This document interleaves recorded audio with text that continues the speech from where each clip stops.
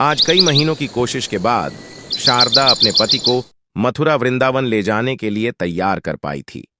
आदित्य को ऑफिस से छुट्टी ही नहीं मिलती थी। बहुत कोशिश करके छुट्टी मिली भी थी, लेकिन जाने से एक दिन पहले रात के 2 बजे तक लैपटॉप पर काम करते रहे। सुबह सुबह जल्दी उठकर भी मेल करने बैठ गए। शारदा सुबह जल्दी उठकर तैयार हो गई। उसने अपनी छोटी सी बेटी स्नेहा को भी तैयार कर लिया। फिर आदित्य के पास आई। शारदा, आप अभी तक काम में ही लगे हैं। कब तैयार होंगे? कम स्टेशन पहुंचेंगे, ट्रेन छूट जाएगी। आदित्य ने घड़ी देखी, 4:30 बजे थे। आदित्य, अरे अभी तो बहुत टाइम है। नई दिल्ली स्टेशन पहुंचने में आधा घंटा ही लगेगा, चिंता मत करो। पूरी रात में आदित्य केवल 2 घंटे ही सो पाया था। जल्दी से मेल करके नहाने चला गया। जल्दी से तैयार हो गया। देखा तो घड़ी में 5:30 बज चुके थे। आदित्य, शारदा मैं कैब बुक कर रहा हूं, तुम दोनों जल्दी से नीचे आ जाओ। तीनों कैब से नई दिल्ली स्टेशन पहुंचे, लेकिन सुबह सुबह इतनी भीड़ थी कि कैब ने 2 किलोमीटर पहले ही उतार दिया। जाम लग रहा था। वहां से बैग लेकर स्टेशन पहुंचे तो देखा ट्रेन छूट गई। ये देखकर शारदा को गुस्सा आ गया। शारदा, क्या फायदा हुआ? छुट्टी ली, फिर भी ऑफिस का काम करते रहे। कहीं जाना हो तो ऑफिस वाले पीछा ही नहीं छोड़ते।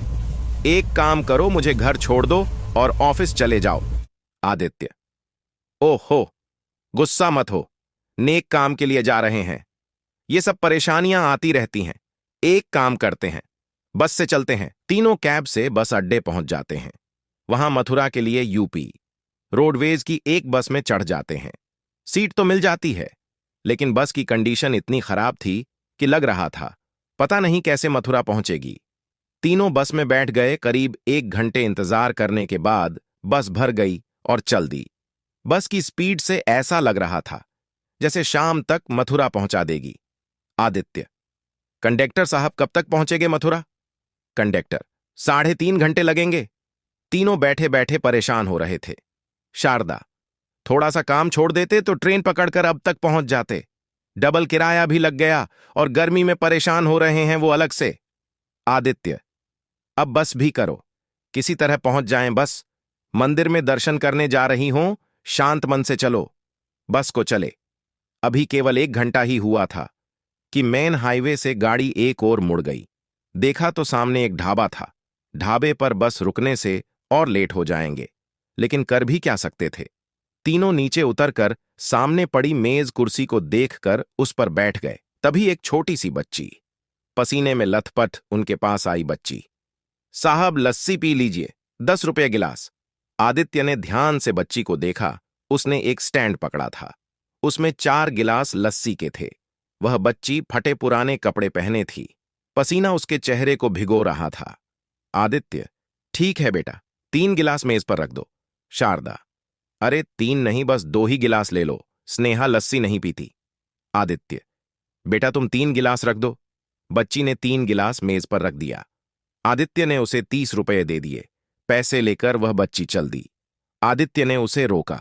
आदित्य, रुको बेटी, ये 1 गिलास तुम्हारा है, बहुत गर्मी है, तुम लस्सी पी लो। बच्ची, नहीं साहब, मैं नहीं पी सकती। मैं ऐसा करती हूं, आपके 10 रुपये वापस कर देती हूं। आदित्य, नहीं, पैसों की जरूरत नहीं, तुम पी लो, तुम्हारे मालिक को तो पैसों से मतलब है ना। बच्ची, नहीं साहब, अगर उसने मुझे यहां खाली खड़े देख लिया तो बहुत मारेगा। जब भी बस आती है हमें भाग भाग कर लस्सी बेचनी पड़ती है। आदित्य, कुछ नहीं होगा, मैं उससे बात कर लूंगा। शारदा, रहने दो ना, क्यों उसके पीछे पड़े हो, हमें इससे क्या मतलब।